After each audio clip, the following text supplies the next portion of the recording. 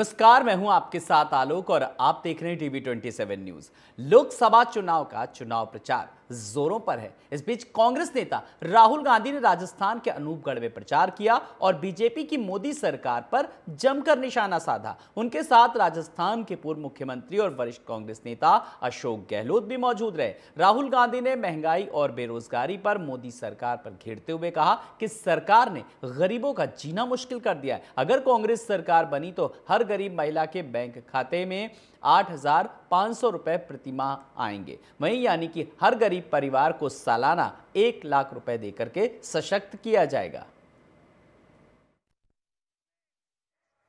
एक चीज नोट की होगी कि हिंदुस्तान की जनता से अगर आप पूछें तो वो आपको बताएंगे पहले नंबर पर बेरोजगारी, दूसरे नंबर पर महंगाई। मगर अगर आप हिंदुस्तान के मीडिया से पूछेंगे या मीडिया को देखेंगे तो आपको लगेगा सबसे जरूरी मुद्दा अंबानी जी की शादी है,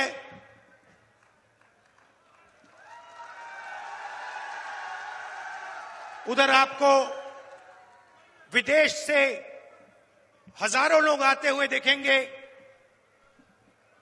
24 घंटा मीडिया में आपको नरेंद्र मोदी जी का चेहरा दिखेगा। कभी वो समुद्र के नीचे जाएंगे। हिमाचल प्रदेश के मनाली में एक सार्वजनिक रैली को मंडी से भाजपा लोकसभा उम्मीदवार कंगना रनौत ने संबोधित किया। इस दौरान उन्होंने कहा, आज नवरात्रि का तीसरा दिन है, पूरा देश देवी और युवा लड़कियों की पूजा कर रहा है, लेकिन कांग्रेस नवरात्रि के दौरान भी महिला विरोधी विचारधारा लेकर चल रही है। लेकिन कांग्रेस नवरात्रि के दौरान भी महिला विरोधी विचारधारा जो है वो अजय है। जिस दिन से मेरे नाम की घोषणा हुई है वो मुझे अपमानित करने में अपना दिन और रात बिता रहे हैं।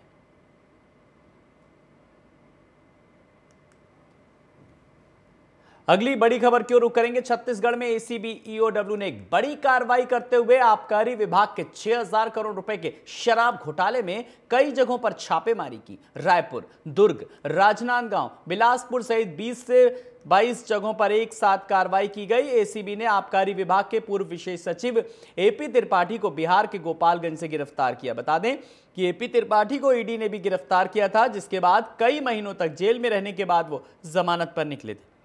अब फिर से एसीबी ईओडब्ल्यू ने उनकी गिरफ्तारी की है। तो बिहार के गोपालगंज से किया गिरफ्तार। छत्तीसगढ़ में शराब घोटाले में एक और गिरफ्तारी हुई है।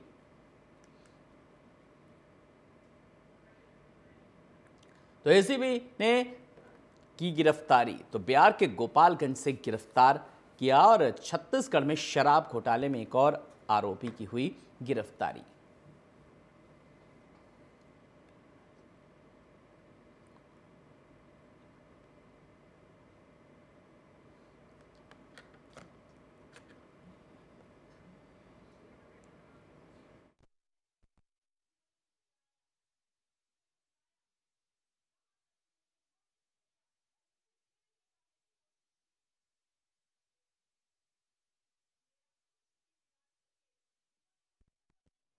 तो लगातार जिस तरीके से कार्रवाई की जा रही और एसीबी ने एपी त्रिपाठी को फिलहाल गिरफ्तार किया, तो एक पूर्व नियोजित ढंग से इस घटना को अंजाम दिया। तो शराब घोटाले में लगातार किस तरीके से जो संलिप्तता पाई जा रही है और इसी बीच कुछ गिरफ्तारी भी हुई है। एसीबी ने की बड़ी कार्रवाई, तो एसीबी ने एपी त्रिपाठी को फिलहाल गिरफ्तार किया। और ज्यादा जानकारी के लिए बात करेंगे अपने संवाददाता हिमांशु पटेल से। हिमांशु, ये गिरफ्तारी कब हुई और क्या कुछ घटनाक्रम रहा, जानना चाहेंगे आपसे। जी आलोक, बताना चाहूंगा कि जिस तरह से शराब मामले को लेकर लगातार जो कार्रवाई है वो कोर्ट में चल रही थी और कहीं ना कहीं जिस तरह से ये मामले को लेकर बीते दिन सुप्रीम कोर्ट पर जो फैसला आया उसके बाद मनी लॉन्ड्रिंग का केस इस पर हटाया गया। तो ईडी ने दलील रखते हुए अपने जिस तरह से पूरे उसकी बात कर ली जाए तो लगातार ये ईडी है वो जो एसीबी में फिर से एक नया मामला जो है शराब को लेकर एफआईआर दर्ज किया गया। एफआईआर दर्ज करने के बाद उस पर जांच करते हुए टीम है वो फिर से जो है पूरे नामजद एफआईआर दर्ज करेगी। और जिस तरह से बता दें कि शराब मामले पर 5 से ज्यादा जो है अधिकारियों के ठिकानों पर पिछले बार दबिश दी गई थी। दबिश देने के बाद जो है कार्रवाई इस पर लगातार निरंतर चलती रही है। और जिस तरह से आज तड़के सुबह से जो एसीबी और डीसीबी की टीम ने लगातार छापेमार कार्रवाई की और लगातार ये कार्रवाई है राजधानी रायपुर के 4 ठिकाने पर चली, जिसमें सुंदर नगर, जिसमें समता कॉलोनी, देवेंद्र नगर के साथ जो महावीर नगर और समता कॉलोनी, ये 4 जगह पर तड़के सुबह से राजधानी में कार्रवाई जारी है। वहीं राजधानी के रायपुर के साथ साथ जो है चिरमिरी, कोरबा, बिलासपुर, रायगढ़, दुर्ग, भिलाई, रामानुजगंज, ये अलग अलग जिलों पर जो कार्रवाई है वो लगातार एसीबी की टीम के द्वारा करती रही। दर्जन भर से ज्यादा टीम है, वो राजधानी में इसकी कार्रवाई लगातार जारी है। बता दें इस मामले पर एपी त्रिपाठी जो कि 9 महीने जेल में बंद रहे, हाल ही में फरवरी में उसे जमानत पर रिहा किया गया था, उसे आज एसीबी की टीम ने फिर से गिरफ्तार किया है। तो कुल मिलाकर कहा जा सकता है कि फिर से उनके जो समय है वो जेल में कटने वाले हैं और फिर से एसीबी की टीम उससे पूछताछ करेगी। तो बहरहाल पूरे शराब घोटाले के मामले को लेकर जो पूरी टीम है वो मामला दर्ज कर नए सिरे से जांच करेगी और नए सिरे से जांच करने पर जिस तरह से ईडी ने दलील भी रखी थी कोर्ट में कि शराब के मामले पर फिर से वो नए सिरे पर एफआईआर दर्ज करेगी और पूरे मामले को कोर्ट में फिर से पेश करेगी। तो कुल मिलाकर इसे लेकर ईडी, एसीबी की टीम, ईओडब्ल्यू की टीम लगातार वो तमाम शराब जो कारोबार से जुड़े कारोबारी अधिकारी, कर्मचारी है, इनके ठिकानों पर दबिश दे रही है और लगातार उनसे पूछताछ भी कर रही है। जी बिल्कुल, लगातार हिमांशु पूछताछ जारी है, नए सिरे से अभी जांच चलेगी। तो जाहिर सी बात है कि जब नए सिरे से चलेगी और जद में अभी कुछ आने वाले समय में कुछ और भी बड़े नाम सामने आ सकते हैं, अब इस बात से गुरेज नहीं किया जा सकता। हिमांशु, निश्चित तौर पर जिस तरह से शराब से जुड़े मामले को लेकर चाहे उसमें नेता हो, कारोबारी हो, अधिकारी हो, ये तमाम वर्गों के लगातार इसके ठिकानों पर कहे या इसके मामले पर पड़ताल में कहे, लगातार एक के बाद एक नाम जब जुड़ते गए।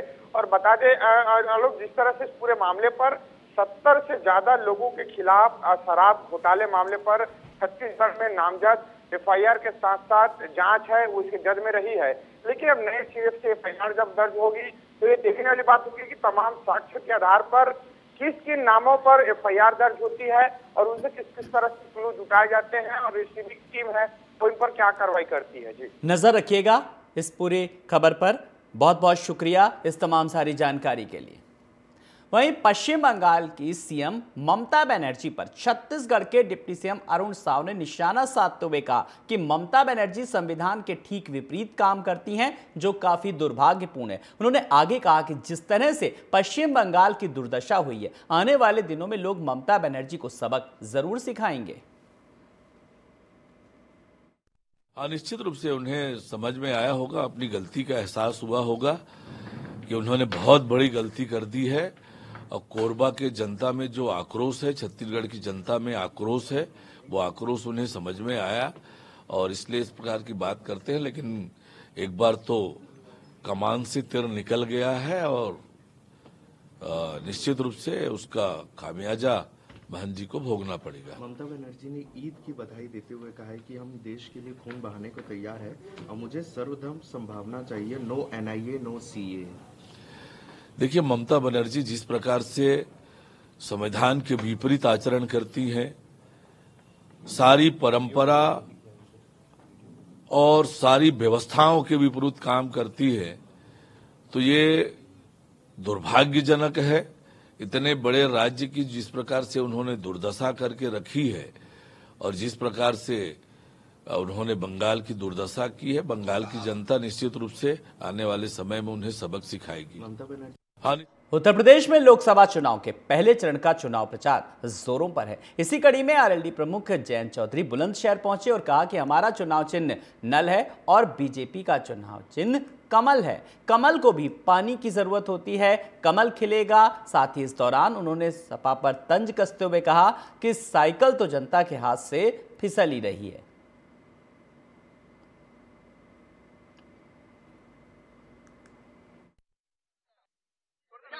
आप दोहराना चाह रहे हो? पूरी बता दीजिए। मैंने ये बात कही, हमारा जो सिंबल है नल है, हैंडपंप नल जी, और भाजपा का कमल है। कमल को भी पानी की जरूरत है तो कमल खिलेगा।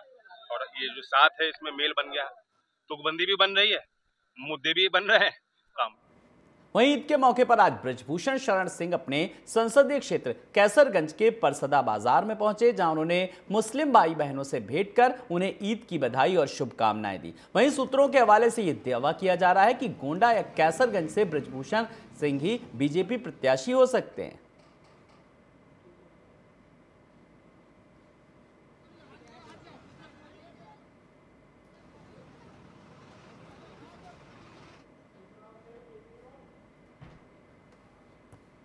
वहीं आगरा लोकसभा फतेहपुर सीकरी से जन अधिकार पार्टी के प्रत्याशी हुतम सिंह निषाद ने निषाद राज पैलेस में एक प्रेस कॉन्फ्रेंस की। इस दौरान उन्होंने शिक्षा, स्वास्थ्य, बेरोजगारी, महंगाई के मुद्दे पर बीजेपी पर निशाना साधा। साथ ही सपा पर हमला करते हुए कहा कि इंडिया गठबंधन के लोगों की मानसिकता पीडीए के खिलाफ है। वहीं उन्होंने बसपा को लेकर कहा, इस पार्टी ने केवल एक समुदाय को ही बढ़ावा देने का कार्य किया है। सबसे पहले तो मैं सभी मीडिया बंधुओं को, पत्रकार बंधुओं को, छायाकार बंधुओं को मैं बधाई देना चाहूँगा, क्योंकि हमेशा एक गरीब तबके की, मजलूम तबके की, शोषित पीड़ित वंचित तबके की आवाज़ बंद करके हमेशा जनता के बीच में आप लोग संदेश पहुंचाने का काम करते हैं समय समय पर। और सबसे बड़ी बात, आज जो 2024 का लोकसभा चुनाव होने जा रहा है, आपका सवाल है कि क्या तैयारियां हैं, तो तैयारियां हमारी पूरी तरह से बूथ से लेकर के और जो जनसभाएं होनी है वहां तक की पूरी हमारी तैयारियां हो। वहीं लोकसभा चुनाव को लेकर प्रत्याशी जमकर चुनाव प्रचार कर रहे हैं। इसी बीच सुल्तानपुर से समाजवादी पार्टी के प्रत्याशी भीम निषाद का एक वीडियो सोशल मीडिया पर खूब वायरल हो रहा है। वायरल वीडियो में सपा प्रत्याशी भीम निषाद लोगों को 500 रुपए की गड्डियां खुलेआम देते नजर आ रहे हैं। वीडियो में समाजवादी पार्टी के नेता और इसौली विधायक ताहिर खान भी नजर आ रहे हैं। वीडियो में देखा जा सकता है कि जैसे ही सपा प्रत्याशी भीम निषाद ने 500 रुपए की गड्डियां विधायक ताहिर खान को देने की कोशिश की, तभी विधायक ने मीडिया का कैमरा देख लिया और पैसे लेने से साफ इनकार कर दिया। बता दें कि अब इस पूरे मामले का वीडियो सोशल मीडिया पर खूब वायरल हो रहा है।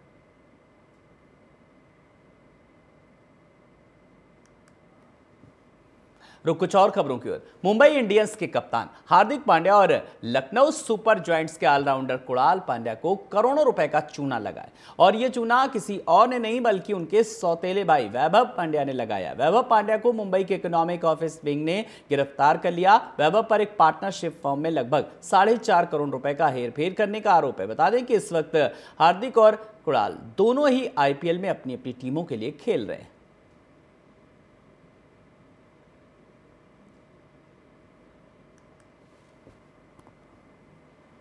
सोनभद्र जिले में अज्ञात कारणों से गेहूं की फसल में भीषण आग लग गई। आग लगने से 14 बीघे की खड़ी फसल जलकर के राख हो गई। वहीं ग्रामीणों ने फायर ब्रिगेड की सूचना दी और मौके पर दमकल की गाड़ियां नहीं पहुंच पाईं। वहीं ग्रामीणों की मदद से घंटों की मशक्कत के बाद आग पर काबू पाया गया।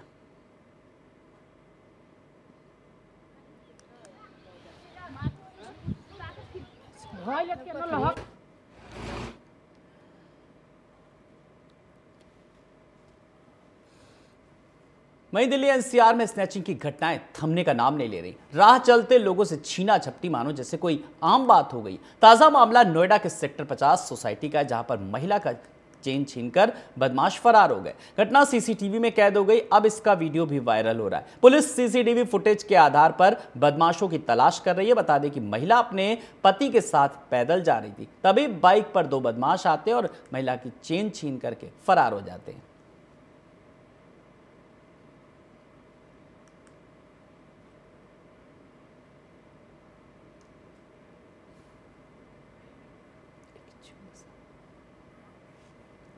खबरें भी और भी हैं, आगे की खबरें इस ब्रेक के बाद।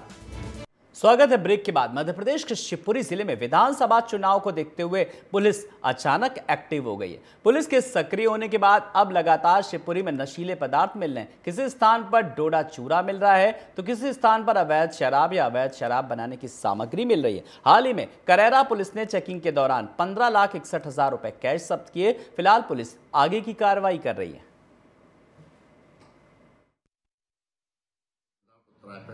पुलिस चेकिंग कर रही थी। चेकिंग के दौरान एक अटका गाड़ी MP 33C57 आई, जिसको चेक किया गया। उसमें चंदन साहू और राहुल राय बैठे हुए थे। उनके कब्जे से 15,61,000 रुपए नकद बरामद हुए हैं। जिस संबंध में पूछताछ की तो वो कोई कागज पेश नहीं कर पाए। कागजों को नोटों को जब्त किया गया है तथा आयकर विभाग को श्रीमान पुलिस अधीक्षक महोदय एवं श्रीमान जिला दंडाधिकारी महोदय को सूचना भेजी है। वहीं बेगूसराय में केंद्रीय मंत्री गिरिराज सिंह ने बिहार में अवैध रूप से रह रहे बांग्लादेशी घुसपैठ और रोहिंग्या मुसलमान को लेकर चुनाव आयोग से अपील की कि ऐसे वोटरों को वोट देने से रोका जाए। वहीं दिल्ली में टीएमसी नेताओं के प्रदर्शन पर कहा कि ममता बनर्जी अभी तो ईडी और सीबीआई जैसी एजेंसी को रोक रही हैं, उनका बस चलेगा तो वो कह देंगे कि बंगाल भारत का अभिन्न अंग नहीं है। वहीं चैत्र नवरात्र के दौरान तेजस्वी यादव और मुकेश सहनी के हेलीकॉप्टर में मछली खाने के सवाल पर उन्होंने कहा तेजस्वी यादव सीजनल सनातनी है, वोट के सौदागर हैं। इसके साथ ही लालू यादव की दोनों बेटियों को उम्मीदवार बनाए जाने पर कहा कि लालू यादव की प्राइवेट लिमिटेड परिवारवाद का परिचायक है, जिनको चाहे जितना शेयर स्टेक कर दे। निवेदन करूंगा, प्रार्थना करूंगा कि बिहार में लंबे समय से घुसपैठिए चाहे बांग्लादेशी हों चाहे रोहिंग्या हों, वो अवैध तरीके से वोटर लिस्ट में नाम काफ़ी संख्या में जुड़ा है। मेरा आग्रह है कोई मैकेनिज्म निकालें और घुसपैठिए को वोट देने से रोकें। ये तुष्टीकरण की राजनीति के तहत बिहार में, बिहार के बाहर हुआ है, लेकिन मैं तो कहूँगा कि बिहार में कम से कम जो बिहार का सीमावर्ती है, जो बिहार है, इसमें घुसपैठिए को वोट देने से रोक लगाएं, ये मेरी मांग है। तेजस्वी जी सीजनल सनातनी हैं, तुष्टीकरण के पोषक हैं। वोट के खातिर ये लोग रोहिंग्या और बांग्लादेशी घुसपैठियों को भी इनके पिताजी ने अवैध तरीके से, जब इनकी सरकार थी, काफ़ी संख्या में लोग आए थे। भोजपुरी स्टार पवन सिंह ने जब से घोषणा की है कि वो बिहार की काराकाट लोकसभा सीट से चुनाव लड़ेंगे, तब से बवाल मचा है। अब इस सीट से एनडीए के प्रत्याशी उपेंद्र कुशवाहा की पहली प्रतिक्रिया आई है। दरअसल जब पत्रकारों ने उपेंद्र कुशवाहा से पवन सिंह के काराकाट से चुनाव लड़ने को लेकर सवाल पूछा तो उन्होंने कहा, हम साइंस के विद्यार्थी हैं, कॉमर्स के सवाल का जवाब कहां से दे पाएंगे। उन्होंने कहा कि क्षेत्र में हर वर्ग के लोगों का समर्थन मिल रहा है। पीएम मोदी और अमित शाह के बिहार दौरे पर उन्होंने कहा कि सभी वर्ग के लोग चाहते हैं कि तीसरी बार नरेंद्र मोदी प्रधानमंत्री बने। बता दें कि पवन सिंह की घोषणा के बाद अब काराकाट लोकसभा सीट भी दिलचस्प हो गई है। एक तरफ एनडीए से उपेंद्र कुशवाहा तो दूसरी ओर महागठबंधन से माले के राजाराम सिंह चुनावी मैदान में हैं। अब पवन सिंह भी उतर रहे हैं। ऐसे में इस सीट पर भी त्रिकोणीय मुकाबला होने वाला है।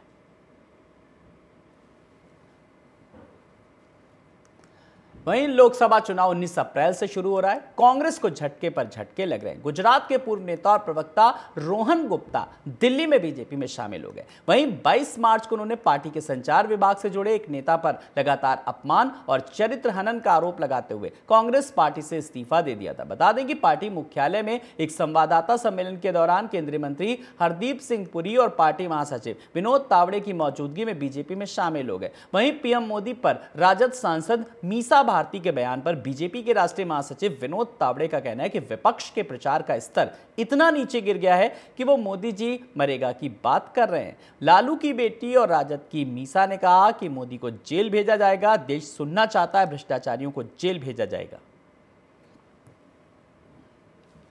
तो आज कांग्रेस को बड़ा झटका लगा। रोहन गुप्ता ने 22 मार्च को कांग्रेस पार्टी से नाराजगी जाहिर करते हुए अपना इस्तीफा दे दिया था और बीजेपी में शामिल हो गए। टीवी 27 न्यूज से बात करते हुए उन्होंने कहा कि कांग्रेस में रहते हुए कई बार मेरा अपमान हुआ, इसीलिए मैंने कांग्रेस छोड़ी। और क्या कुछ कहा, सुनिए।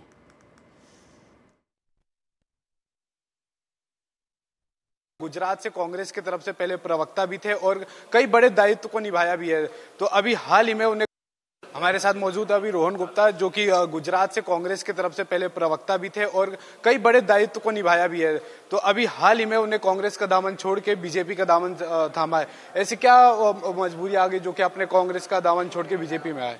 देखिए, जिस प्रकार से ये पूरा घटनाक्रम हुआ कि दो मामले थे। एक व्यक्तिगत मामला था कि जब मैं व्यक्तिगत परेशानी से गुजर रहा था, तब जिस प्रकार से जो अभी जिनके नाम में भी राम है, ऐसे व्यक्ति ने जिस प्रकार से पूरी मैसेज देने की बात की कि रोहन गुप्ता ने जानबूझ के पार्टी की टिकट को छोड़ा, ये जो नैरेटिव किया उससे आहत था। और दूसरी बात, उनकी जो स्टाइल थी कम्युनिकेशन की, वो सनातन की हम बात करें या जो ऐसे लोगों के साथ गठबंधन करने की बात करके जिसको कांग्रेस पार्टी ने ही देश विरोधी कहा था, तो कहीं ना कहीं ये सारी चीजें इकट्ठी होकर जब आत्मसम्मान पे आया तब ये तय किया गया बस देश के खिलाफ भी नहीं जा सकते हैं, परिवार के खिलाफ भी नहीं जा सकते हैं, अब ये डिसीजन लेने का समय आ गया, इसलिए आहत होकर ये डिसीजन लिया मैंने। देखा जाए तो पहले कांग्रेस लगातार राम मंदिर को लेकर, केजरीवाल को लेकर मुद्दा बनाती रहती है बीजेपी के ऊपर। नहीं, मैं आपको वही कह रहा हूं कि जो देश की आस्था है सनातन, जो देश की धरोहर है राम, क्या राम की बात करना बीजेपी की बात करना है? आप ही खुद ही बोल रहे हैं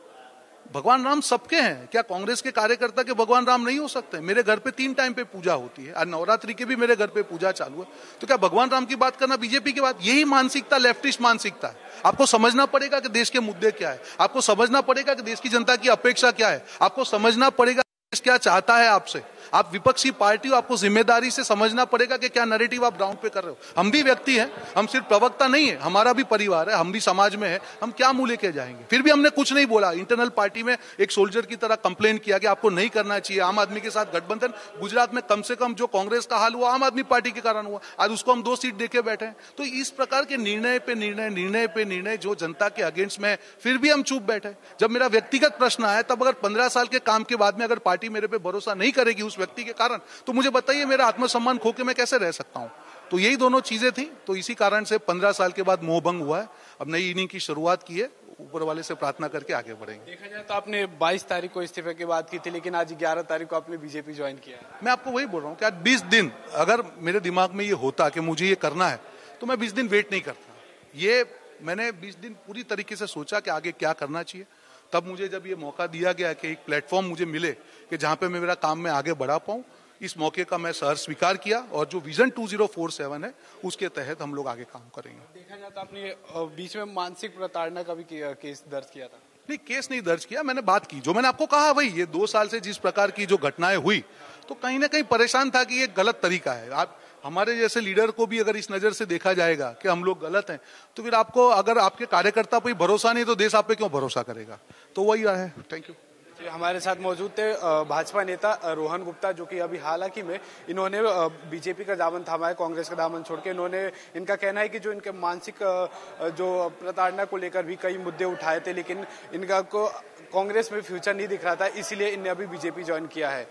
TV27 न्यूज के लिए कैमरामैन अमित के साथ आदित्य तिवारी।